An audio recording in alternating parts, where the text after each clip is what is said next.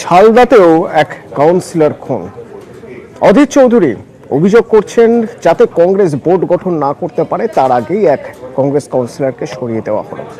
যদিও তৃণমূলের দাবি এর সঙ্গে বোর্ড গঠনের কোনো সম্পর্ক নেই।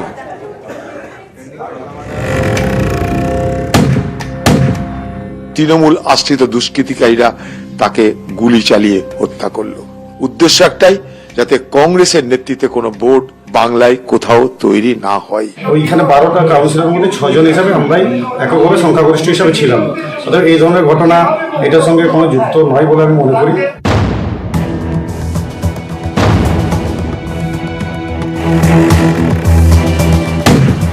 রবিবার বিকেলে ঝালদার 2 নম্বর ওয়ার্ডের কংগ্রেস কাউন্সিলরকে কাছ থেকে গুলি,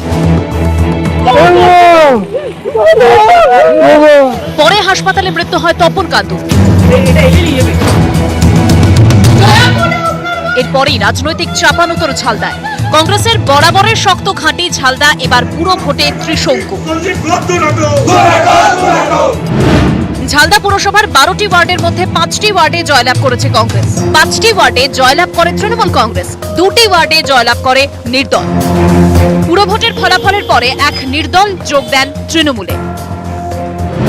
স্থানীয় সূত্রে খবর, অন্য নির্দল প্রার্থীকে কংগ্রেস টোপ দেয়, চেয়ারম্যান করার প্রস্তাব দেয় কংগ্রেস, যাতে কার্যত রাজি হয়ে গিয়েছিলেন ওই নির্দল প্রার্থী। এই অবস্থায় রবিবার 2 নম্বর ওয়ার্ডের কংগ্রেস কাউন্সিলর তপন কান্দু খুন,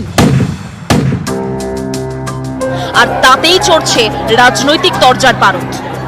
এই বোর্ড যেন সরকারি দলের হয়, সেই জন্যে এই ঝালদা থানার আইসি খুব নেকেটলি চেষ্টা করছিলেন। থ্রেট করা হতো যে তোমরা তৃণমূলে যোগদান করো, তোমাদের তাহলে আমি দেখে নেব, ফলস কেস দেবো, ইত্যাদি ইত্যাদি অনেক কিছু করতো। ওইখানে 12টা কাউন্সিলরের মধ্যে 6 জন হিসাবে আমরাই এককভাবে সংখ্যাগরিষ্ঠ হিসাবে ছিলাম। অর্থাৎ এই ধরনের ঘটনা এটার সঙ্গে কোনো যুক্ত নয় বলে আমি মনে করি। বোর্ড গঠনের আগেই প্রভাবশালী কংগ্রেস কাউন্সিলর খুন, জানিয়ে ঝালদায় এখন জোর রাজনৈতিক তরজা। ইন্দ্রজিৎ মণ্ডল, নিউজ 18 বাংলা।